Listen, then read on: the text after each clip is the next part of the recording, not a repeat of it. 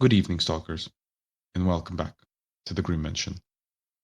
I am your host, Weird Aldrich, and I am joined by my host. Abominathan, though possibly not literally. Welcome, uh, Aldrich. Thank you for your introduction. Tonight, what were we doing tonight again? Tonight we're bringing you a more recent movie from last year, in fact. That, at least I think, has had a unfair criticism towards it. But that's, we're going to talk about that a little later on. It's not from anybody famous necessarily. Any director, at least. So, even though our hearts are aching, even though they are breaking, we will be talking about Smile.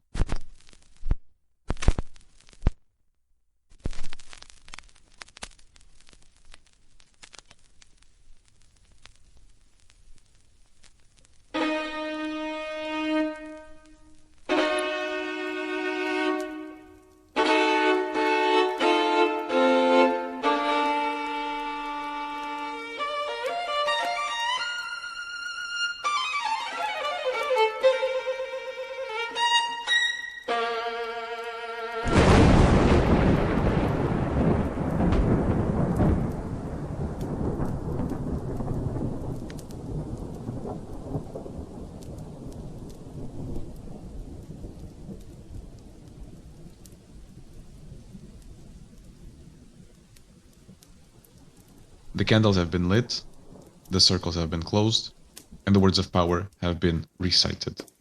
Let us begin tonight's gathering. Alright, so Smile. Before we even get into the movie, I want to say that I had heard it through the grapevine about it, and I feel like my expectations going into this, when you mentioned that you wanted to see it, they were low. I thought this is just going to be modern horror flick filled with cheap jump scares, no substance. I thought the same too. I really I wasn't expecting what I got, and that's a good thing. Let's just say Yes, that. we were positively surprised. So, do the honors, please. So, the movie begins with a scene of a woman, and sort of like middle-aged woman, supposedly dead on a bed. And the camera passes through some pictures of family portraits and stuff, and we just see a little girl just staring motionless at presumably her dead mother. This is, of course, a dream slash flashback of our protagonist, Dr. Laura Cotter, who is a psychiatrist, I believe, or just therapist. No, just a psychotherapist. Some variation of that in a public. She sees a lot of patients in the public hospital, and the movie sells you right away that she is a very dedicated doctor to the cause. She's 100% behind what she's doing, helping her patients. Gotta love me some people who dedicate their lives to a career. That's very respectful. Agreed. Of course, she still has, just humanity, but that's temporary. Yeah, she could be making a lot more bank. Absolutely. If she Instead just of became undead, that'd be perfect. I wasn't even going there, but Okay, never mind. Okay, I feel like I know I'm too direct. I'm sorry. Too. All right, before we get into any other tangents, go on. It is interesting that we are introduced to this character with our first, what we see our first interaction with a patient, a middle-aged man who seems to be having some weird. This man is not well at all. He is speaking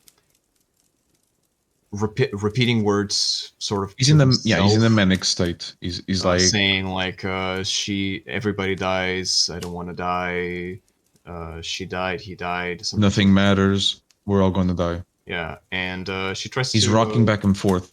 yep, she's very very unwell. She tries to calm him down, and it doesn't really work. So yeah. I know she just decides to put him in observation. This is a patient that they also mention has never been violent. He's just having a really bad day, essentially. Yeah. So Yeah, yeah.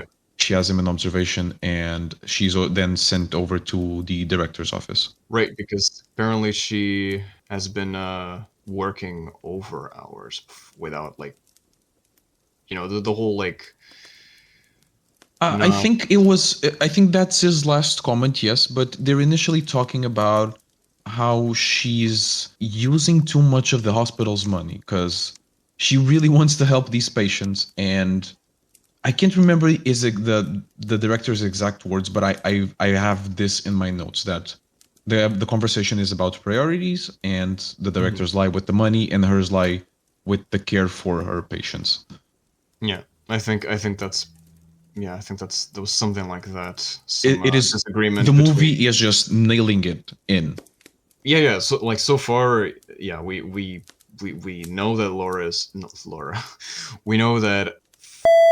I think I said Laura Cotter. It was Rose Cotter is her name. Yeah, so far we do know that Rose is very. She does put, like, her patients first, and sometimes that's not very well accepted. As you were saying, the conversation ends with the director asking Rose how long has it been since she has taken a day off. And the next scene right away, was that what you were going to get into? The woman being taken out of the. She's leaving to go home and finally have a day off, and you hear the door of the office ring, but the camera is still focusing on her phone, on her landline that starts ringing. And like not even 5 seconds, she just comes back running to pick up that phone because she Right. heard the call. Right. And then we go to the scene where we see a woman being taken out of an ambulance, screaming. She's bound to the Gurney. Yeah, and she's being taken into the hospital. And once again, Rose is assigned to her to try to figure out what's going on with this patient. Her name's Laura. That's the one. And Laura's. I think I will talk more about her after we've done this, because Laura's an interesting character. Yeah, we'll get to her then. We'll get to her. I just want to say at this point that she's a grad student, and as such, she's clearly having a bad time. But then again, what grad student isn't? Right. No, but she is especially having a not good time, because apparently her professor bludgeoned himself with a hammer, and that's what left her in this state, apparently. Yeah, that has been some time ago, and now she's seeing something. Right. So Rose tells her this is a safe place. She replies, "Not for me. There's something I see that no one else can see." And she explains that there's a thing that appears to be tormenting her, something that wears people's faces like a mask, and smiles like not a kind smile, not a gentle smile. One of the worst smiles she's ever seen. A terrifying smile. Yeah. And then, Rose is trying to tell her that this is normal, just hallucinations. Yeah. And then she asks for her to look at her eyes. And once again, I will go back to this farther along in the episode, but she doesn't want to look at her eyes. Like, Laura is very, like, she's looking to the side. She's like, she doesn't want to look at her eyes. And then when she does, she jumps. It's almost like a reverse jump scare, because the character's being jump scared, and the audience. We react to her getting scared. We get scared. Yes. She gets. It's a very interesting alter, because basically we just see her reacting to something horrifying that she's looking at in front of her behind Rose. Not okay. We'll get there, but in the direction of Rose. Yeah, That Rose fair doesn't. enough. Nobody else can see. This is Mhm. nothing. Like nothing's in the room, at least that we can see. Rose is, startled. She's like, "Well, what's going on?" The Laura screams, backs off, like almost running like into the wall. She gets grabbed by something and begins choking as Rose runs to the telephone line and is trying to Like her call heart for. is exploding in her chest or something. It looks gruesome. She's I haven't seen anyone arch her back like that Yeah, yeah. It ever was. since they came up with the vaccine for tetanus. Seriously. Oh man, good times. All you had to do was get a rusty nail on someone. Good times indeed. Anyway, You were saying? so as she goes to the run to the telephone line to call for aid. Yeah, call the other nurses. Yeah. But when she looks back at where Laura was, which by Laura the was way, dead, okay? Laura was dead. Laura basically choked to death. She looked like she was very dead. However, when she looks, Laura's not in the place where she was before, and instead is standing up straight, looking directly at Rose. Behind her. Yes, with a very creepy smile. That kind of smile that, like the That Laura was describing. right, like a Cheshire cat smile, or even worse than that, because I would say Cheshire is a very like a gentleman kind of smile. This is This more is of a psychopath, like Stanley Kubrick levels of tilt down and smiling. Maybe yes, not so much as a tilt, but yeah, you get the idea. It's that smile that says, I am going to murder you and thoroughly enjoy it. So the kind of smile we must make, I guess. yeah. I do practice that smile every day in the mirror. I think I've gotten pretty good at it, even though I'm not great at smiling. My cheeks are loose. That's not a problem. Just get new ones. Not true. I thought of putting like nails to kind of stick the smile in. I don't know. Anyway, Don't they have staples now? right? I could use a staple. Yeah, or tape. Anyway, so Laura is staring with that smile at Rose, and Rose notices that she has I believe it's a shard of a bowl or something. Yeah, it's a vase that broke or something like Right. that. Yeah. She's got a shard in her hand, and she slowly takes the shard to her neck and slices the underside of her jaw gently and bleeds to death. But interestingly, she falls. She's smiling the whole time. When she falls and onto the ground, she's still smiling. When she's bleeding out, She wants to get rigor mortis with the smile. Oh yes. She is then interrogated by the police. I felt that this scene was extremely awkward. Right, because we didn't have the context. Exactly. Yeah, without context, it was weird. This is what I'm talking about. The movie surprised me very much in this sense, because it just felt awkward, and because it is explained later. Right. But most movies could just be awkward and never explain it. Yes. No. This it does a great job of explaining. But we'll analyze later. So yeah. As I was saying. Go ahead.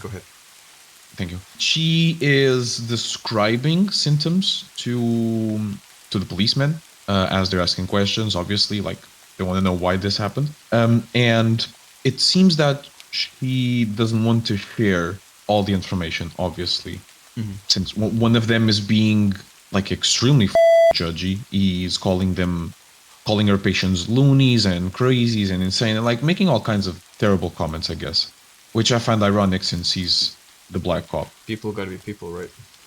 It's just a bit of the movie that seemed a bit forced. I don't know. I don't know. Anyway, she is Rose. That is forced to go home after this interrogation with the cops, and she tries to keep it together with a nice glass of white wine. Was it? Yeah, it was white wine. She closes the door and sees, or from in the dark, when she turns back from the fridge, she sees someone in there smiling at her from a dark corner of the kitchen. But it's her fiance that scares her, and Yeah, yeah, she yeah, yeah, yeah. drops the glass. She drops the glass when the fiance turns the lights on, I believe, Mm-hmm.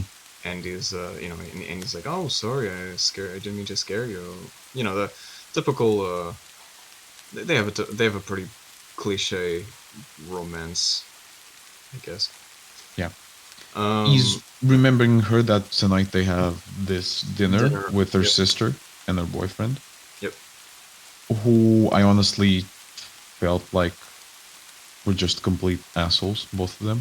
Oh yes, absolutely. Like the Rosa's sister was so disrespectful to her career in general Yeah, because again, because Rose she's working in the public hospital. right and like Rose clearly is very she finds this job very important, and we actually get a reason why later on in the movie. But Mm-hmm.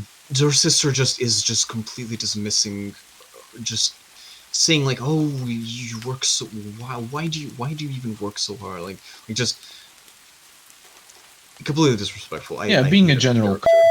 Yeah, I hated that character. But anyway, Not only about work, but also about her childhood home, their childhood home, I guess. Until Rose just completely fucking bursts yep. and makes a scene in the middle of the restaurant. So the next day, I know that one of the cops, the white one, Oh yeah, Joel. Joel, thank Joel. you. Honestly, the difficulty this character has with women, I can almost see myself in him a bit if I still was at my prime, obviously. Um, who am I kidding? I'm always in my prime. But You make sure of that. You do yes, take a very, yeah, very good care of your body. yes. But oh yes, absolutely. Anyway, so Joel is trying to talk to Rose. It's revealed, I think, as a subtext that they were ex-lovers. Yeah, It's implied. It's it's implied. implied. They never they don't outright say it. No, the Yeah, yeah, movie is good yeah. As in subtext, that it's really sense. good. Yeah, yeah. It's more. It has way more highs than lows. Anyway, go on. And Rose just doesn't seem very because Rose is married. She doesn't seem very interested in talking to him. Clearly, she was the one that got away. Say it like that.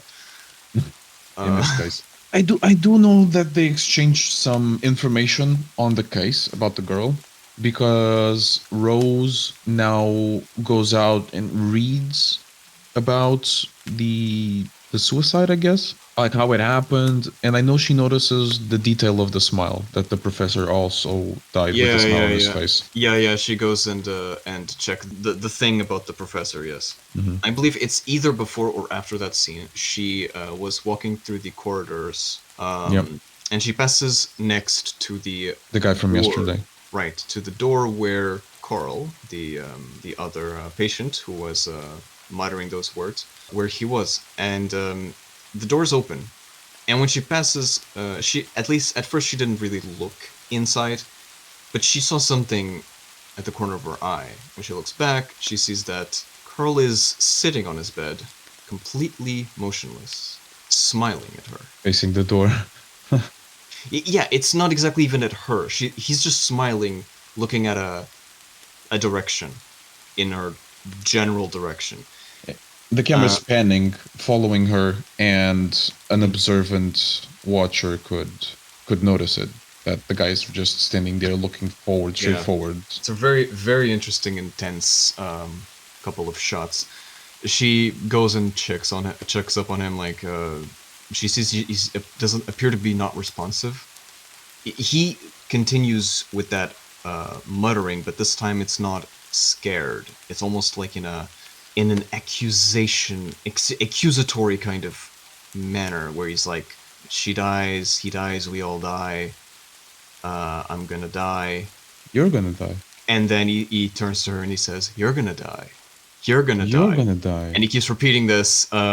Gets up. She is startled, completely just freaked out by this, and she presses the button or something. She She calls for help essentially. Yeah, Yeah, she rings she the codes. alarm basically for the I don't know what the term is, but She actually codes. She uses the code, I think. the code. Yeah, that's it. That the patient was violent, ultimately. Yeah, I have a valid patient. What is interesting is She actually there's no phone. I'm sorry. She's screaming out the door because when she turns back, the guy is laying on the bed sleeping. no, wasn't there like a thing next to the door, like a button that she pressed and then talked to? I Maybe don't she did, but remember. she didn't talk. I know she was screaming through the door. I'm pretty sure. No, she got out of the door and she was right next to the door. And when the guys come into the door and she looks back into the door, she sees that the patient is lying in bed completely, like, not at all what she had seen. It almost looks like a different person than what she saw. She then gets actually called to the director because he's confused. Like, what's Yeah, the patient's never been violent. the patient's never been violent. There's no evidence at all that the patient ever got out of bed in that moment. Like, why did you do that? You're not okay. You need a Right. break. You need a leave. You like need a, yeah, and a paid leave. he actually gives her a paid leave, which is a very I thought it was very simple. Honestly, this if looking at a business perspective, because that's where his perspective is, that's where his priority lie. Mhm. This is the best doctor you have. She really cares for. I mean, probably not looking at True, straight through a but business perspective. I'm sorry, that was no, totally no, wrong of me like to say. no. I believe from a humanist. Ugh, I hate that word. But from the from a just a heart to heart perspective in a way. Yeah, Of course, I would never do that to the thralls, but if, for example, you, Aldrich, were working for me and I respected you, yeah. It's kind of like that. I think. I would, if you were really struggling to, I don't know, get me bodies or something like that, I saw you were struggling, I would just be like, yeah, like you need a break, Aldrich. Like go moonbathing, go do your little rituals, like until you feel better, and then If only we could be moonbathing right now. I hate when vacation ends. It's terrible. Anyway. Especially when it's cut short. Right. Anyway, so our good doctor is sent home on a paid leave, as we've established. And I know that on the way home, she picks up a toy for her nephew. Oh, yeah. A train. We didn't mention this when we talked about the dinner, but Rose essentially said that she will not be able to attend her nephew's birthday party because she would be working. But not Obviously now anymore. because now because of the paid leave, whatever, she decided to make it up, and she stops by a toy shop and gets him a train. Gets home, she's drinking another glass of wine. I understand her completely. Um, The wine and she's lover. wrapping. Yeah, guilty as charged, sister. Perhaps, sorry. She's wrapping the present, and she might have had a little more than she should have. But again, who am I to judge? Possibly. The alarm breaks. Oh, yeah. Sorry, the alarm rings, and she breaks yet another glass. She likes doing that. Mhm. Yeah, the apparently I think it was the back door or the front door or a window, but something was open. A window, yeah, on the back door. I Yeah. think it looks like a window, but I'm pretty sure it's the back door. I think it's the back door. Has Yeah. been forced open apparently, or something like that. It's open. That's all It's we know. open. Because she calls the police, and I think they say that there's been no signs of breaking and entering. If I'm Oh, there's a really interesting scene there when she's Mhm. calling. Oh man, I love that. I love that so much. Go on. She calls the police, and they say she says there's been like a, I guess, a home invasion. I Or something. have home invasion, and she's asking security questions, right? Yeah, she's asking, did you leave? What is she saying? Did you leave the door open? She says something like that. Like, oh no, She asks if she's alone at home, Yeah. and Rose answers no. And she asks, and she says, and the woman on the other side of the phone says, "Are you sure?" No, I mean, have you let anyone in? I think that's are you a lot. I think she says, "Are you alone?" No, she asks, yeah, are you alone? But she answers yes.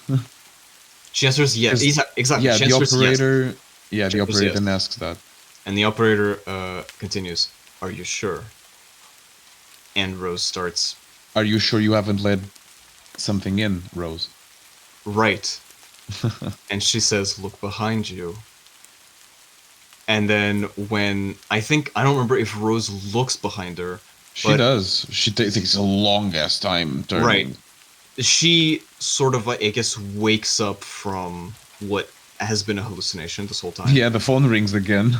And right, and she picks up the phone and she's well, she's dissociating at this point. She's like, well, what is going on with me? Yeah, the cops come.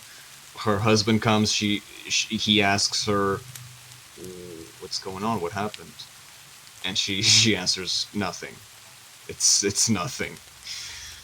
Yeah, the husband even asks if it's nothing, then why the hell did you set the alarm? And she's like, "Ah, must been by accident." Haha, accident, Weirdly right? enough, she can't find her cat. Yeah. Yep. It's a I can't Bro, use this sentence. don't say it, man. It's not even because of cop. It's heresy to say that I know. here, and I know. it's like Sweet, sweet heresy.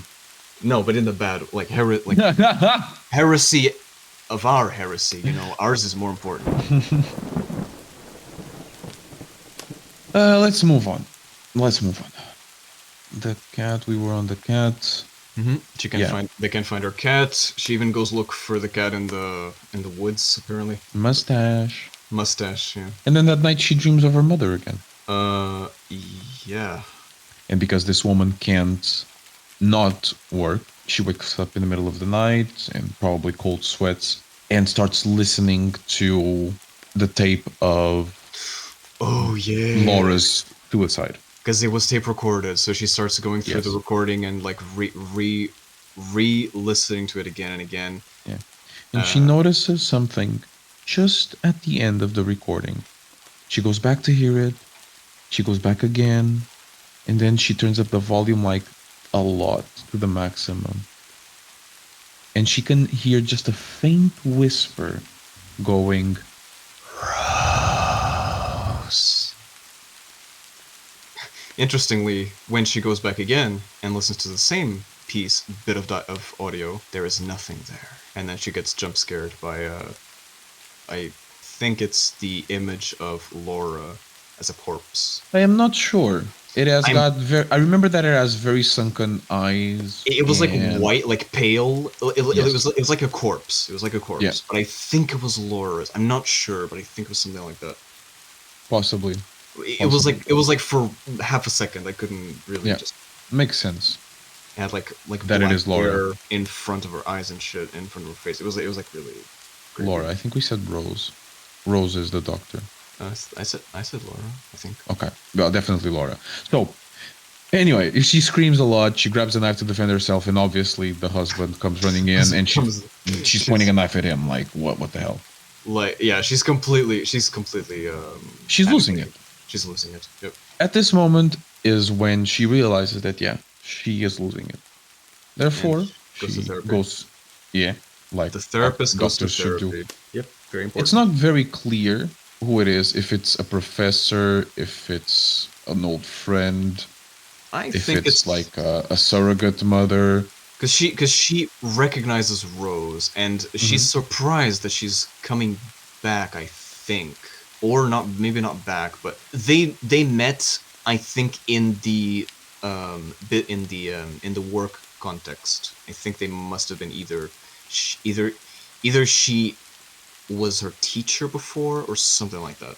I feel like there was some kind of that Yeah, connection. but anyway, she's been her therapist for a very long time, it seems. Mhm. The purpose of the visit was to get medication to fall asleep. Yep. And her therapist is not giving it to her. Yeah, because the therapist is like, you don't seem delusional at all, and so I don't. She insists that she does therapy so that she comes back next week. Yeah, That's yeah, pretty much it. yeah. No pills for her. Yeah, nothing much happens else here in this conversation. They're Yeah. mostly talking about Oh, because work the right, because then there's also the guilt. Does she feel guilt for her for the mother's trauma. death? Hmm. Something like that. They mentioned that. Yes. Yeah, It's some more important. Also exposition. important. Yes. Oh, and then I think this is when we get to the party, right? Yeah, the She doctor goes with the puts on present. some makeup just to pretend that she's okay. Right, She's even hide. smiling in the mirror, Right, training her right, smile. I remember right. that. Yeah, yeah. She's she's covering up her eye bags. Hmm. This is a And hard scene for me to describe. okay, so they're having a part, the birthday party of her nephew. I think it's her sister that comes answer to the door because it's their Yeah, house. yeah. Hmm. So yeah, she comes in with the present. I think the sister's surprised that she's coming because she thought Yeah. she's not working. And so there, a lot of people. I think there's children and whatever. There's a lot of people on this party, and then comes time for the nephew to open the presents. Yeah. Like, I want you to picture this, guys. The kid is in the middle of the room, and everyone is around the room watching this kid open the presents. Yep. And in my head, in my sweet summer child's head, I was thinking that the kid would hate his train, right? Because And this is a Zoomer, or whatever they're called r- now. I mean, right? Because I don't know what year this takes place in, but it's a new He's age not. He's kid. like 10 years old. Okay, Right, right. So yeah, probably he wants like probably one of not those even. what was it, PS5s or something like I that. don't I those don't know. black mirrors that you find around in people's Yes, pockets. those things with like a stick with two sticks that you move around with your fingers. Yeah, I always found that weird. I could never like understand how that worked. Anyway, technically, Sweet Satan. you weren't fully wrong. He did indeed hate the present that he got Yeah, I mean, in a way, but not because it was a train.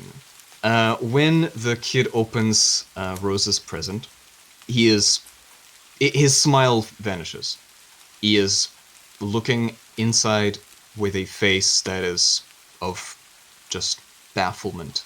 He grabs the thing that's inside and he pulls out the dead cat mustache, Rosa's cat, the corpse of the cat, and everybody in the room begins screaming, obviously, of horror, sweet, sweet dread and horror. Rose rushes. Rose is the one that's probably the most frightened by this because she because doesn't it's understand what's going on. Like, and it's her cat. It's it's I her imagine. cat. Imagine that you brought me a box and it had 6 inside. I don't have to. Or that I. That happens though. Okay, never mind. Imagine that I were to give one of the thralls a present and it was 6 inside. But six as a corpse or six alive? Because that kind of Dead. dead. Okay. That would be messed up, indeed. I mean, not to me because I don't like the cat, but I would understand that. Yes, like cats. Like, yeah, animals. They're. It's sad when they die. That's a thing. In fact, I believe that is a violation of one of the Carcosa conventions. Farming But I'm animals. not. I have to review my code. Oh I mean, that means I. Oh damn. What? Oh damn. I hope not. I hope it's not there. I hope it's not there. Um, Well, I won't complain of you if you never touch my cat again. I will try. Moving on. So Rose is probably feeling so many emotions right now because first of all she's feeling shame, embarrassment that that's happening, and she's being accused. Who else could have put the cat there, other than her? Obviously, she's feeling horror because her cat's dead, and how did he even get there? And she's feeling probably sadness and sorrow for the loss of her cat. There's so many things. Probably it's an absolute character destroying moment for Rose, and she sees somebody. I'm not entirely sure if it's a person, if it's a character that we've seen before. I don't remember. But there's a character. There's a woman who's sitting in a chair, and while everybody else around is screaming and asking Rose, "Why did you do this?" and the kid is crying, I think. they're all screaming and crying. Yeah. Nobody knows what the is going on. Right, and this woman is smiling. Just standing there smiling menacingly. I think she's sitting though, but She is. yeah, she's smiling, sitting there smiling. She's at her. figuratively standing there. Yes, but very, very, very comfortable in her chair. And Rose just screams at her like, why did you do this? And ask like, why can't you see her? Asking everybody around like, why you can't see her, something like that. And yeah, it is a insane scene. This scene is just. Phew. I couldn't review it simply. It pains me because of the cat. Yeah, I believe the term nowadays kids use is cringe. But a cringe that is on need purpose. To stop going on X. I try, but without me keeps pulling me back in. You know, I need to do a detox. Detox. Ooh. No, that's bad. That's awful. Anywho, we get to a scene of her and her fiance in the car, and they're talking about how it's not her fault, and he's obviously scared of her. I forgot that she had fell through the glass table. Oh yeah, she did. Inside of in the movie, we're still in the party, so I guess that she comes home in bandages and. Yeah, she has a. Yeah. The fiance is freaking out. He's obviously thinking that she's lost her marbles, and he decides to sleep on the couch. While she's on the bed investigating all about this and what else can she infer from this. I have in my notes, I called him Smiley. Smiley is calling for her, is like beckoning her, right? Yeah. It's I believe it's standing like on the other room, looking at her through the door, and she just you know, she's like, I'm having none of this. She turns off the lights and goes to sleep. Like, Q, I don't care. Just leave me alone. Just leave me alone. Not today. Which is how I also act when the thralls come knocking up in the middle of the day. I also have in my notes that Smiley is Nyarlathotep. I guess that also makes sense. Yeah, you could definitely do that comparison. So across her investigations, she comes through with a name, Mr. Munoz. And the next day, when actually I feel like the movie wants to let us know that she's been on autopilot ever since the moment she fell asleep, and I know you can see my air quotes. Up to the moment she wakes up because a car is almost running her over. Oh yeah. So she meets with Mrs. Munoz, who's a widow now, and she learns that Mr. Munoz was an artist, and he made a lot of drawings of what he was seeing. Beautiful art, by the way. Yeah. It is here that she realizes that the creature passes on like a sort of virus, I could say. I'll use this term sort of lightly like because parasite, maybe. I'll yeah, maybe. But I'll come back to the virus thing later because there's a comparison that I want to make. Okay. Remind me of it. So she realizes that someone must be, or this happens whenever they see someone die by suicide, and that's how it triggered it into Mr. Munoz. It's clearly a pattern here emerging. She even asks about who it was, if she can give her a name, and Mrs. Munoz is now starting to think that Rose is not a journalist, as she said she was, or an investigator. And she doesn't even want to hear any of it. Yeah, she's just, because she's mourning her loss. Yeah. She doesn't want people to be like, yeah, it's disrespectful in a way. Her last memory of him is with, like, his face all busted open. Right. Like, split open like a... Right.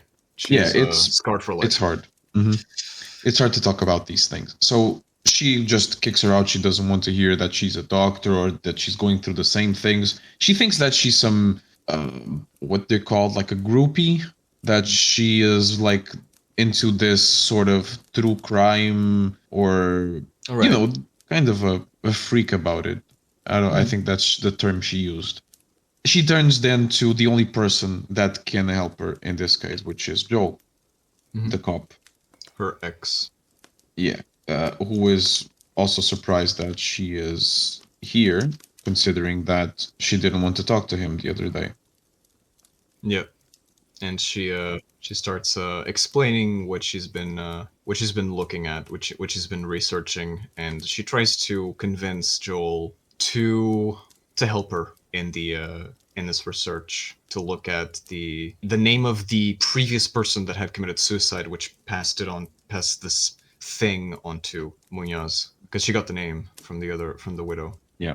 And so she wants to see how deep this goes. Cop is not exactly convinced. Right, he's Not a yet, little anyway. confused. He's like, well, "Why? Like, what are you doing?" And because she doesn't even explain. I mean, she's traumatized of the last time she explained. In fact, everybody who she's explained this to has been not very nice about it. Receptive, yeah. Right. So she doesn't even. She's like, "Whatever, just do it, please. I don't. I don't Yeah, have yeah. time." They opened the footage, right, of the Right. scene of his suicide. They go several steps back. They figure out that the pattern continues. There was this woman that right, because the woman also committed suicide, and then they saw the foot at the I think it was the security footage of a gas station, and a guy comes up to her with a big pair of those Scissors. right, those scissors, and stabs himself in the chest in front of her. And when they look back at the footage and they zoom in, they enhance. They see that he's smiling. He's smiling. Yeah, and right, she's Yeah. like, "Oh, how am I gonna? What am I gonna do?" Yeah, what can I do, right? Right. She leaves and heads home, where she finds her fiance with her therapist. Oh, right. Not, That was not in. so. Go on. That was such a dick move, because they were essentially like mentally ambushing her in this moment, because they knew she was going to come home, so the therapist and her husband were waiting for her to come home so they could like surprise have a couples counseling session or something like that. And she yeah, says, "F off." yeah. She's so not having none of this anymore. And Who is, right? right. She storms out, heads to her sister's, which isn't very thrilled about receiving her. Actually, it's the husband that opens the door and he's like, "I don't think you should see her. You shouldn't even be here. Right. Please just let me talk to my sister," yada yada. Traumatize their son, etc., etc. Yeah, he's gonna have years of therapy and all of that. Mm-hmm. So she's explaining everything to her sister, who's obviously trying to rationalize the entire thing and telling her that she sounds just like mom before her final days. She says something very harsh, and they split, like like they're very upset at each other. They say that they probably don't mean, Yeah. and they just leave angry with each other. Yeah. That's when, Yeah, I believe the sister heads home. Yeah, I believe Rose heads to the car. What the sister said to Rose, I think, was something like, oh, no. Rose told the sister that she had abandoned them, or abandoned Oh yeah, exactly. their mother, something like that. Exactly. She ran away. That was really bad. And that Rose had to stay home. Yeah, that's when Rose fires. No, yeah, that's what Rose said. Never mind. All right, so they split. Rose heads home. Sister heads inside, and she's having a breakdown in the car. She has a hallucination of her sister coming back outside as if to talk to her, and then her head just like pops, just drops out, right? Just swings, like a piñata swings in front of her. It's so weird. Yeah. And then she's screaming in the car. The nephew is looking at all of it through the window. Mm-hmm. It's like, this is going to be hereditary and like that. Yeah. So then they right, I think Joel calls her on the phone. Yep. And he tells her, like, those people that you wanted to see, I continued looking, and the pattern goes back further. Like it goes really, really far. And apparently one person, like, oh right, and I think 19 out of 20 cases have ended 19 in out of 20. suicides. Yes, and then she asks, wait, what's 19? What's the one that's What's not a 19? suicide? And he says it was somebody who is now in prison for murder. Mm-hmm. They killed someone, and that apparently is how it broke the didn't break, but it changed something about the cycle. Mm-hmm. And so they want to go to the prison to talk to this prisoner, this inmate. And when they get to the prison, so they want to talk alone, so they're at that room with the glass. I don't know what it's called. Oh, sorry, don't forget that while they're in driving to the prison, she asks Joel how long Yes. have anyone stayed alive, and essentially she finds out that nobody has made it more than a week, and she's on her 4th day. Yeah. Going on their some 5th didn't now. even make it 4 days. Yeah. Yeah. So and then she just did finish her 4th. Sorry. Yep.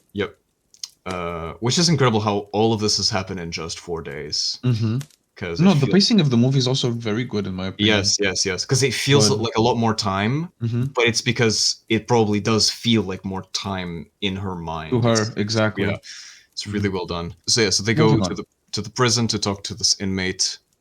She asks him about what he saw and what he experienced with the things that he had been that led him to this, and he explained that first of all he explained about the thing, the entity that it lives off of trauma, or it passes through trauma, something like that, and that the only way he managed to get rid of it was by killing someone and passing the trauma onto another person who witnessed the murder. Right. This is the second point of the movie where I have to say that the dialogue kind of ruins it. Right. It was a little exposition-y, not in a good way. It was At this moment, both me and Nathan had already figured out what was going on, and I'm pretty sure that any person would. Yeah, we were ahead of the movie, and that's bad because the movie should be ahead of us. So, I disagree. I think the movie was doing very well. We should save this for analysis, but I think I'll forget about it. I'll note it down. We should leave this for the analysis. Okay. Anyway, so when the inmate reveals this information to her, she is terrified, and she says, because she said she had a patient that was like this. Yeah, that's a second. She's terrible at lying. Right. Her. That's what I take from this. Right. And she's startled, and she lets out I have to kill someone, and the inmate is. What do you mean you? You have the thing, and he's like he begins freaking out. I personally actually find this a very interesting character moment, because this dude was so terrified by this creature. He started out as a terrifying character with a terrifying aura. Right, and he murdered someone. Imagine being in his place. You are now probably in life in prison or something like that. This person comes talk to you, and this person has the thing that you had. He begins screaming. He's chained. He has one of his wrists is chained to the table. He begins trying to unchain himself, trying to run, trying to flee. Like, get me out of here! Probably would have cut his own wrist if he could. Right. Yeah, the guards come in and they unchain him and they take him away. But it's interesting because that's what he wants. He is terrified of Rose. It's really cool. I really like this scene. Yeah, because at any moment she could have killed herself, and he was stuck in prison with that. Right. Exactly. Can you imagine? It's like no. Imagine like going through that again. Like he knows exactly what it's like. Yeah, but now in prison, where everybody's already out to kill you. Right. Yeah, it's really. I thought that was really well done. Well written. I agree. She heads back home, doing some more investigation, and now she's considering killing herself and ending the cycle right there. Mm-hmm. When her therapist rings the doorbell. She shows up, she's apologizing, trying to understand if she's a threat or not. Mm-hmm. The therapist is obviously realizing that Rose Right. isn't They all they there. right. They sit down and they have another therapy session, I guess. Sort of a heart to heart. Because it wasn't right. Because it wasn't planned at all. Like this Mm-mm. was She tried right. calling. Rose didn't pick up. She showed up home.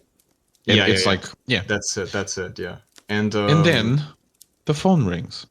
oh, and And the it's the therapist therapist. says maybe you should pick that. You should pick that. She picks it, and it's the therapist. What is the therapist telling her? Because I don't remember. I think she's telling her that she's coming. Rose, it's Madeline. I've been trying your mobile all morning. I'm very concerned about how we left things yesterday. And all the while, the therapist is sitting in front of her, smiling. Like Oh she yes, starts the like smile. slowly drawing the biggest grin. It's not even a smile at it. She's grinning. Right. And Rose is well freaking out. Almost time, Rose. Right, because she walks towards Rose and pushes her towards the wall, and the She's acting like therapist Laura. not She's so just backing up. She's just backing up. Like right, right. if she could fall off the couch, if she could, back the couch up and fall back, she would. But instead, she just jumps Right, and right, right, right. puts herself behind the wall. She's just in complete shock. Right, right. And the therapist like walking like just on top of the couch, almost Drooling. like right, because almost like her steps are like the steps of a giant, like a monster. She grabs her and pulls her and pushes her towards into the like against the wall, and she's drooling Like really the alien. you're right.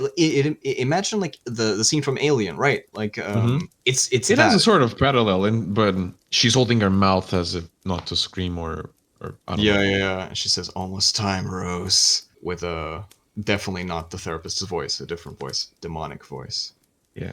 So Rose drives up to the hospital, kitchen knife in hand, Michael Myers style. I like it. I dig it. Yep. And she goes up to Carl's room, and Carl is not very happy to see her.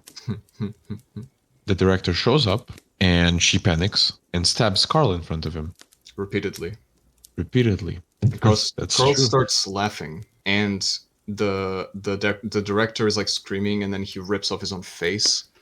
And of course, it was a hallucination because Hmm. of course it is. Of course it is. It's always a hallucination.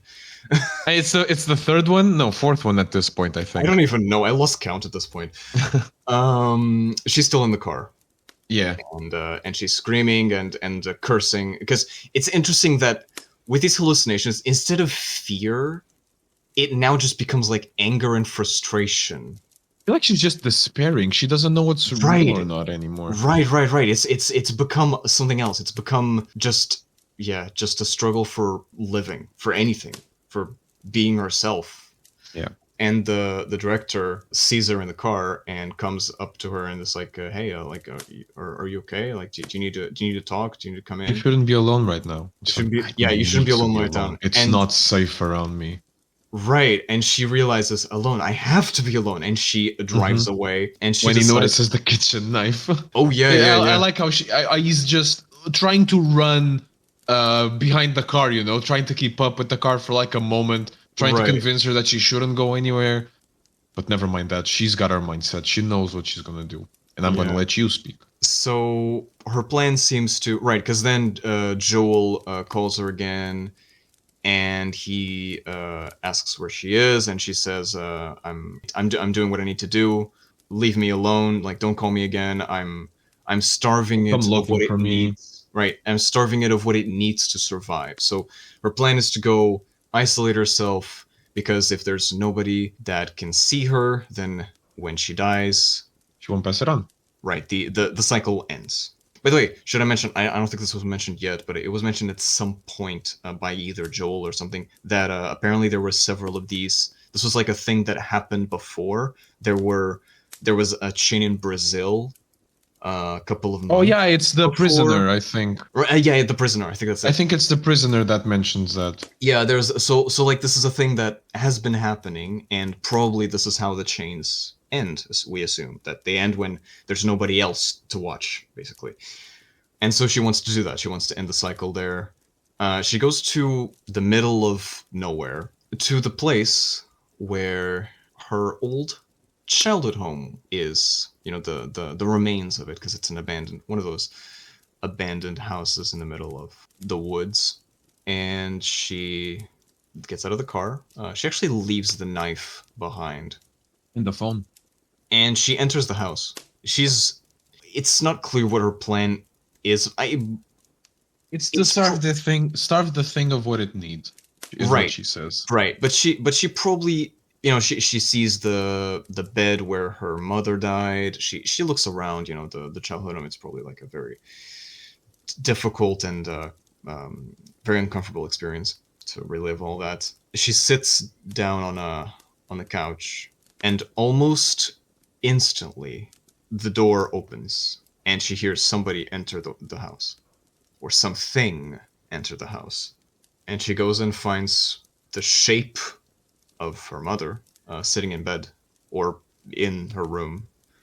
I think Uh, before that we have one last flashback, and we right. we we are Yes. explained why she keeps feeling guilty about her mother's Right. death. Right. So basically, and I'm not sure. It doesn't really, because she also, like, it's also established like when they're talking to each other. But yeah, it's basically Rose. When she was a child, Rose was probably, I wouldn't say abused, but her mother was violent, or she was scared of her mother, and it was possible that her mother had frequent panic attacks and health issues and all that stuff. When her mother was dying, she If her asked. mom's was just an addict, I'm sorry. An addict? Possibly. She might have had certain conditions, but towards the end of her life, she. No, yeah, you're right. I'm sorry. It's been established that she was mentally ill. You're right. No, no, no. She was mentally ill. Yeah, because yeah. The But she sister did die of saying an overdose. possibly. Yeah, yeah. That was the idea. Yeah. But I think accidental, right? Hmm. Because she Yeah. because she because she was, she was struggling in pain in bed, and she called for Rose to call 911, and Rose didn't. Rose closed the door and ran away, Straight up said no. and that's why her mother died. And Rose feels guilty because, first of all, she was a child. She didn't necessarily know that was going to happen. She thought, oh, she's having another one of those situations, like, I'm getting out of here. She didn't think that she would die. And she feels guilty because she could have saved her, and she didn't. This is probably the reason why she went to become a therapist, because she wanted to, in a way, sort of redeem herself by Fix helping. her own trauma. Right, by helping those in need of mental help. Well, And people need help for their mental issues. right, Mental help. mental help. They sponsor is. Sorry. Yes, It's really not. it would have been perfect. It would have been It perfect. would have. Nice segue. Man. Nice segue. And so they have this exchange, and with, she knows it's not her mother, really. She knows it's the creature pretending to be her mother, but she kind of has like it's sort of like talking to herself in a way, trying to explain what happened and why she, because she was scared of her, something like that, and she's sorry for what she did. Regardless, whatever this results in isn't going anywhere, because the creature transforms into a different shape and begins going after Rose. Still looking like her mom, but now very tall. Very Like limbs have been twisted. stretched. Right, like much bigger, and like right, it's like stretched, like yeah, Yeah, like you overgrown just. bones. If she was made of silly putty and someone stretched her. Yep, that's it. And has a weird face with a long black hair, sort of like the Ring. And Rose can't really run, and gets pinned down by this creature. And I remember that I had predicted that I want by this. this It's point, in my notes. I had predicted that this movie would have its climax at a fight like Rose would fight against the monster, and I was right. Satan, damn it, he was right. And they do fight. It's Rose grabs, because she had lit a kind of one of those Lamp, a lantern. Lanterns, yeah, and she throws the. I believe she just smacks Yep. the creature with the lantern, Over and his head. Yep. As she's being right, pinned down right, by the and neck. the creature catches fire. Everything catches fire, the entire house, and she runs out of the door, and the Closes the house door with collapses with the creature burning to death inside. mhm, all charcoaled. And as she's driving home, feeling that everything is okay, It's she heads over over to finally. Joel's and she's apologizing.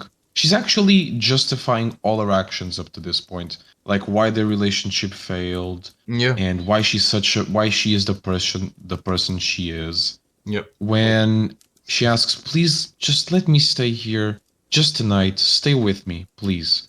Stay with To me, what and yeah, to what and he Joel replies, answers, "Yeah, I'll stay with you." And then a smile draws on his face and he says, "I'll stay with you forever." And this is when we realize, Rose realizes, and we realize as well, that the rug has been pulled from under our feet. And this woman has never left the cabin. and none of that from the point, probably when she was talking to her mom, none of that happened. It was all a hallucination. It's just, man, that was actually really satisfying, but man, wow, what a trick.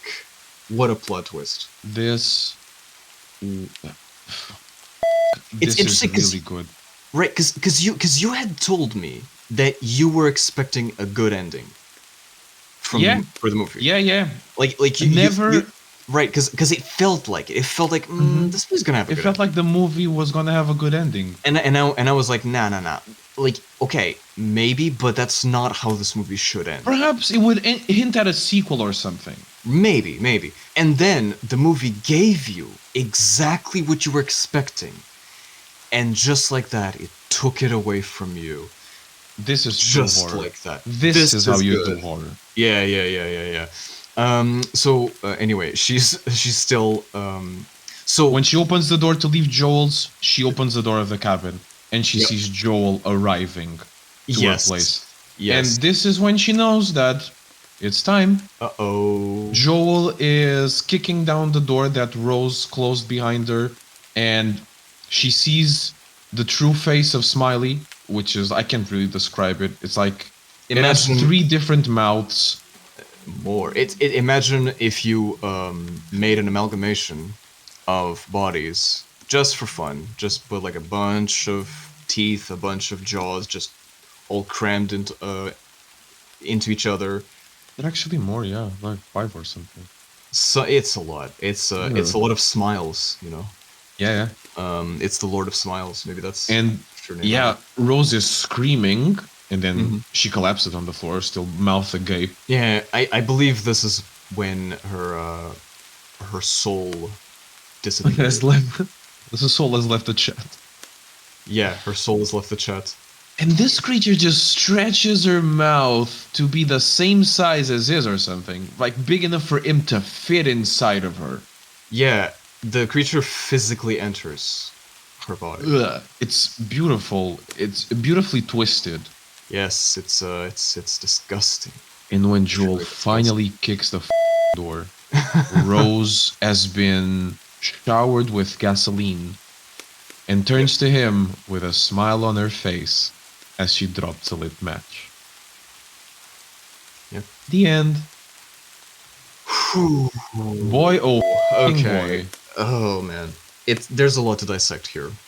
Okay, let's go from the top. The movie is clearly about trauma, if that Mhm. wasn't spoon-fed enough. Yep. But the way they went about it, I just want to say that this movie is just The Ring. This movie is just The Ring. Okay. If you think about it, it's a creature, okay, that haunts people that have seen it before. It's passed on. You have usually 7 days to live. It behaves like a virus, because that's what I wanted to say. In the book, The Ring, Ringu, Mm-hmm. the ring is a virus, Okay. like an actual disease, That and makes that's how you could look at this. Oh yes, no, this absolutely it's a very interesting depiction or sort of suddenly words disappear from my brain. an analogy almost of mental illness. And the Of vicious cycles. That's. right, right, that get worse each time. Mhm. It's interesting. I love the way this movie depicts the feeling of a breakdown of reality, and it's so interesting is the because we're seeing it only from the perspective of one person, of one character, of Yeah, Rose. which is not usually normal for a horror movie. Yeah, like it never shifts perspective. It's always inside of her brain, and that is why it feels so terrifying because you're stuck inside of this brain of her brain. You can't Ultimately, escape your mind. yeah, you can't escape your mind, and it's so interesting how quickly, because this movie happens over the course of like what 5 days, something like that. It's so interesting how quickly somebody descends into madness. If Yeah, you all it look, takes is one bad day. or in this case, five, but yes, No, but to be one fair, bad week. Yeah, yeah. it It was a all bad it day. took Yes, was the patient killing herself in front of Rose. right. It was one bad day. Right. It was the trigger. If you look, and this was more on the side of acting and costuming, I think, because if you look at Rose, I'm not sure what the name of the actress is, but the just if you look at Rose from the beginning of the movie and the end of the movie, they look so different. Yeah. It's so interesting, just like the character transformation. She turns into like an actual like the archetype of a mentally ill, like of a schizophrenic homeless person ultimately, because she technically doesn't have a home really because she got Yeah, kicked out kicked of out essentially. right.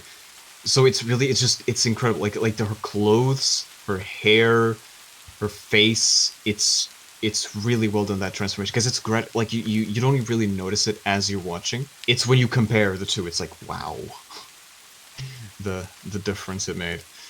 And again, in a very short span of time. And it really shows that it could happen to anybody. Like, it's very nice. It creates a refreshing new take on the mentally ill. I think the way it depicts mental illness, I think, is very nice because it humanizes mentally ill. It doesn't. It's not like, oh, this person is sick or is different. Is like substantially different from you. No, no, no. This was a person that was fine before and now is not. And like it's really cool the way that they portrayed that, because you could see that in Rose. Like she was a therapist. She was somebody that, okay, she had her issues, but like who doesn't? Like everybody got issues. And that one trigger, that one trauma, made her descend into madness. And that's as you said, it just all it takes is one bad day. Yeah, and even looking at a more I don't, the word I want to use is not disconnected. In a more generalistic sense, the whole thing about being a chain and how it spreads around. I feel like it's also interesting. It's also not the word I want to use, but how these things just repeat themselves if you don't work to break the cycle. Yep. Even if it's just with yourself, if you're stuck in this rut, or if you do this because your parents did this to you, and their parents did this to, and their parents did this to them, Mm-hmm. and the parents, like, there's got to be a point where, It's the cycle of abuse. yeah, you need to And stop. how do you break it? That is the question. Hmm. And it's interesting that the movie, it feels like the movie is giving you a cheap answer, like, oh, just face your fears and just go inside of you and talk to, like, and like, like resolve your issues basically. No, but the It feels the like the movie movie's, does not give you an answer because that's it, Rose's like, story did not end well. yes, but that's what I'm trying to get to. It feels like the movie is giving you that answer, but then the movie's like, no, like it continues, like Mhm. you're not safe, There's like nothing you can do to stop it. there's Embrace it. right, like it's over for you. Become the demon. Be the reason your forest is haunted.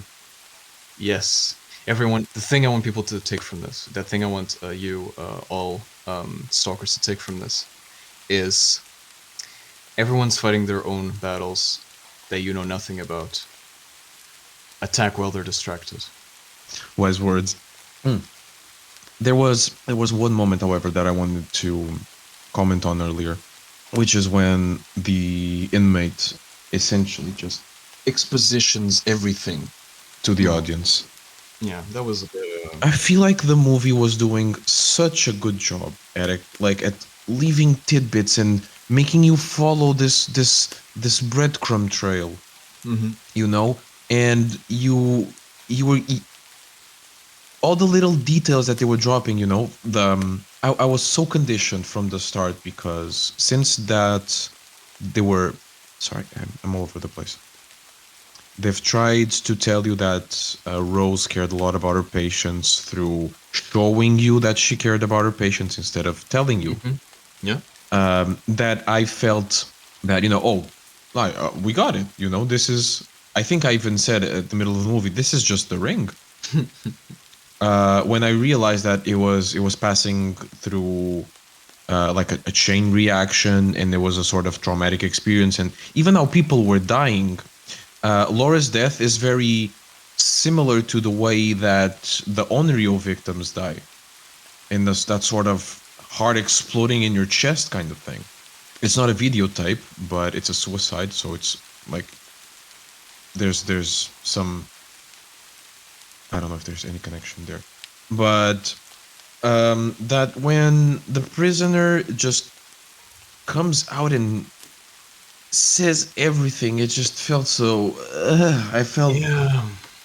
it Yeah, drew me that's. so, like it killed for like a good 5 minutes. It killed everything for me. I mean, not ever. To me, like I could kind of ignore it, but it was like it's that. That's the difference It was between so good. unnecessary, man. Right, that's the difference Every between good exposition and bad exposition. So good But come exposition on, is in like. like, Hmm? how do you nail the interaction being awkward to then explaining to me why the interaction was awkward, showing me why the interaction was awkward. Mm, You know, right. how do you do so many good things, or was it just because you know test screenings felt like they didn't understand, or the foreshadowing wasn't enough? Maybe I don't know. Yeah, I think it comes down to probably the directors thought that Oh, the director thought that the message wasn't clear enough. horror moviegoers are so dumb nowadays. Maybe, yeah. Maybe it's that. Maybe it's people want things to be. I know this is kind of cynical, but people want everything done for them. People want everything to be explained for them. Is that cynical? Guess Yeah, I'm that. a cynic then. No, cynical as in like generalizing because I know not everybody's like that, but I'm saying the masses are like that. So you have to be a little, but we don't care about the masses. And that's the thing. But clearly they did in this movie. I think, according to this line. But anyway, yeah, it's the difference between good exposition and bad exposition. Which is good exposition is when you say something that first of all has layers, and it imply with the context you have, it just answers what you need answered. So it gives you an answer that you can't get from any other thing, from any other inference, or it's not clear enough. For example, when the doctor goes to the therapist and the therapist says, I was not expecting this," something like that, or I was really not expecting. This is exposition, but it's implicit. It's implying that okay, they've met before, they probably had therapy before. That's good exposition because it's short, concise, and with the context and inference, you can get a lot of information from it.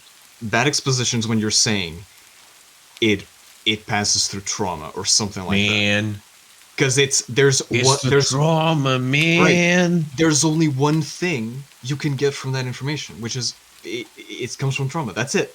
There's nothing else. There's no inference. There's no context. Like it's so yeah, it's lazy. It's lazy. That's lazy writing.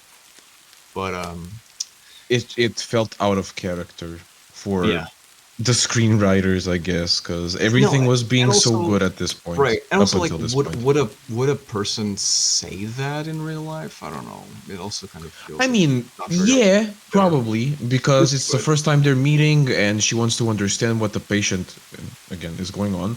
And the maybe. guy is asked to be explicit, I guess. That's why he even asked the other men to leave the room. But even still, I felt like it just was Hmm. out of place. Yeah, Again, yeah, it yeah. was not necessary. There was another thing that I felt was a bit unnecessary in general. I think the whole like okay, sure, it kind of it added another dimension to the story, but it wasn't really explored that much. Which was the idea that you have to kill someone in order to free yourself from this entity. Hmm. And like, yes, it's established that we established that, but then we do nothing with it. The movie just kind of forgets that that's the thing and just okay, whatever. Let's because Rose is a good girl. She's not gonna kill anybody, so that's out of the question. You know, whatever. So like the plot point ends up being kind of useless. Well, to be fair, It we does do create get a some fake tension. out. We Yeah, do yeah. get a fake out with the With hallucination the at the hallucination. hospital. Yes, yes. So it creates kind of It is stakes, I used. guess, Exactly, yeah. but that's kind of it. Like it doesn't pay. There's no payoff to that. It's just oh, it's a thing that she could do if she really wanted, but then she doesn't. So Yeah, she'd rather she'd end rather it kill all herself, right? herself. Because she's a good girl, you know. Like Hmm. she's following the law and stuff, you know. Um, Delicious, delicious humanity. delicious humanity. Oh yeah. No, and we do want the mortals to follow the law, right? Because if they're following the Yeah, law, the more for us. they're not gonna no not so much. It's like they're not gonna run into us in the middle of the night, for example, and invade our property. Like it's we want humans to follow laws. I would say that it's a good thing for mortals, obviously, because we have different laws. You know, like imagine like we're a different thing. We're built different. We're built different. Yes. Blech. I'm sorry. Okay, there was one more thing. I don't know if you have anything else to add. I might. Okay, go Go ahead. on. No, you go on. I just wanted to mention. So go back to Laura, because I said that Hmm. there was something interesting about about Laura as a character, and that is actually not in the movie, but is actually in a different film, a short film called Laura Hasn't Slept. And this short film was actually a prequel to this movie, and it inspired this movie. So this guy, Is it a short? yes, okay. So yeah, so this guy Parker Finn, he's an independent horror filmmaker. I think I could say that, although that word is kind of muddled nowadays. Parker Finn made this short called "Laura Hasn't Slept," and it's actually really interesting because it has it's short, and essentially the plot of it is that Laura, so this character, is explaining to her therapist what she's been experiencing and seeing, and all all these terrible things that have been happening, this these hallucinations, and the therapist asks her to look at him. And when she looks at him, he's smiling, and his eyes are turned into his skull. And she realizes she's still inside of a hallucination. And the therapist, transforms into this horrible creature and chases her, and she ends up ripping her own face off. Apparently, it's really short. It's really simple, the premise, but apparently some people loved it so much that they were asking for Finn to make a full movie about this, and that's how this movie Smile came about. And it's very interesting that they used Laura as a character to be the connection to that. It's really interesting that explains why she was so scared of looking Rose in the eyes, because because of what had happened, and she was right.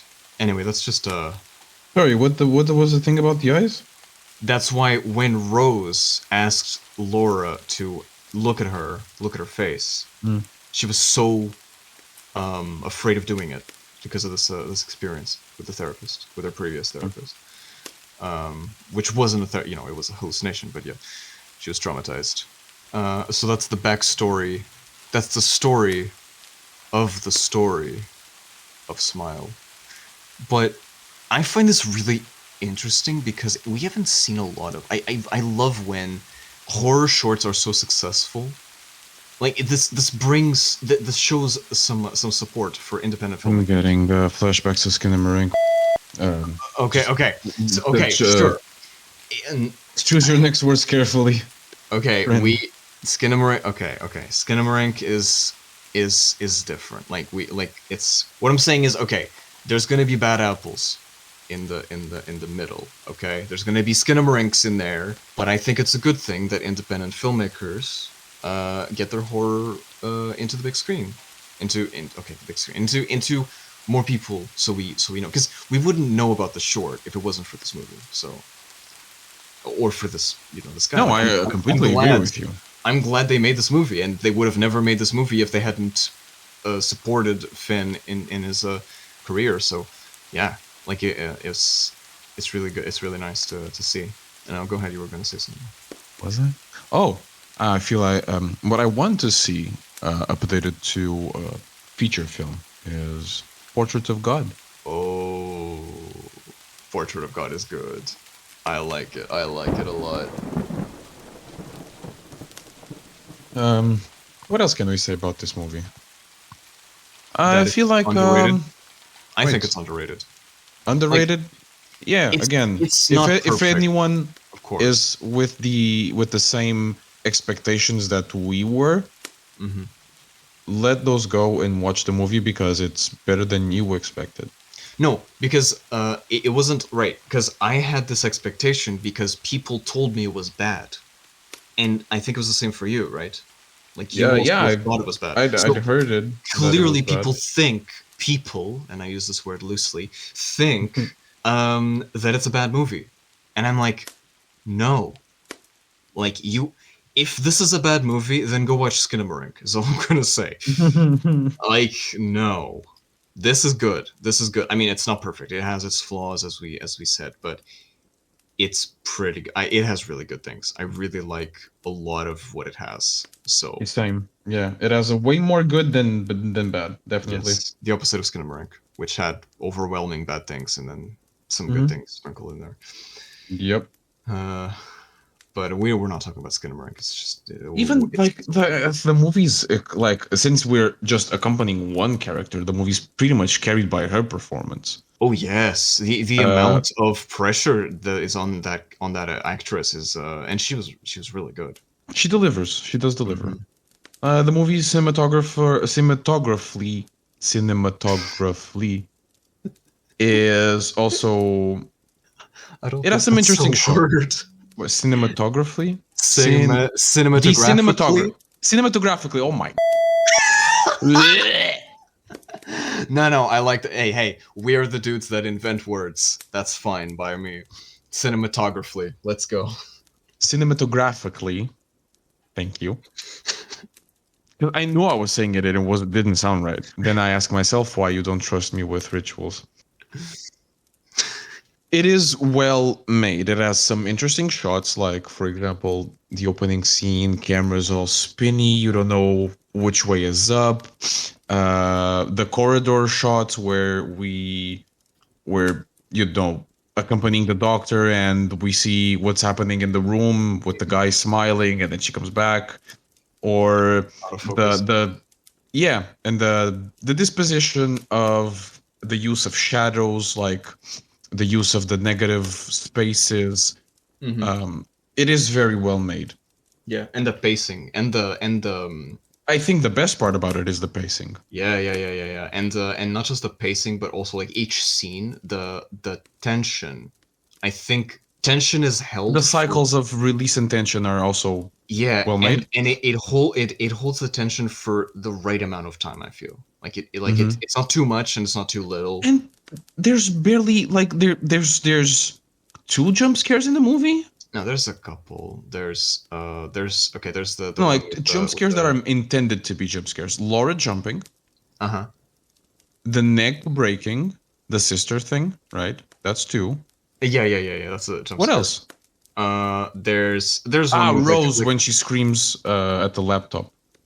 yes, and there's also there's a couple. There's the jump scare of when the director's when she's in her car and there's like a little bit of a hallucination with like the face of the director like changes into another face.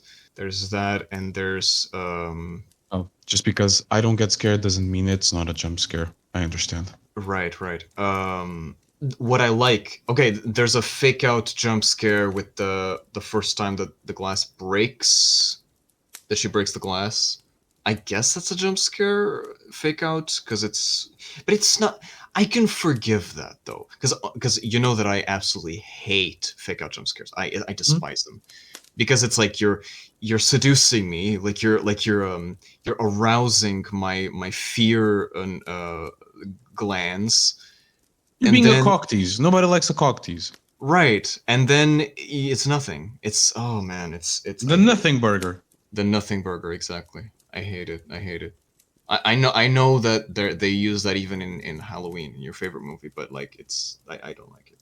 But maybe that's why I don't think Halloween is the best. But well, hey, it's good. It's really good. Let's I'm not. not get into that right now. Let's We're not talking get about into that. Smile. Yeah. Is there anything else you want to say about? I feel like there's more that I want to say about it, and don't want to skimp on Uh, quality. the I mean, I think we said everything. I don't really. Meh. We've forgotten. Honestly, yeah, We've well, forgotten about it's so much stuff in other episodes, and I know I'm making a huge logical fallacy right now, but I don't care. Um, Sunk cost fallacy. Anyway, yeah, uh, whatever. it's fine. Just end it. Hmm. Let's just Right. end this. Let's Okay. finish this. Um, so what would you rate this movie? I am going to give this Smile 8 smiles out of 10 traumatized mortals. And I think that's a fair assessment. I So, love how we seldom disagree. I mean, sometimes we do, Yeah, I said but seldom.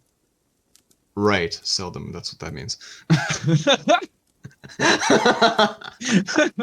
I was like, seldom. I It's thought time seldom for was a like, new brain, Nathan. yeah. I'm forgetting words. Damn it. The candles have burned out. That's You're not not it. drunk. You're not drunk. That's not it. Have That's you not it. have you been drinking tonight, sir? I'm always drinking, Captain. Hmm. The candles are out, the circles have been erased, and we will let silence reign again. The Grymm Mansion is closing its gates. Have a horrible night, and we will see you next time. Bye.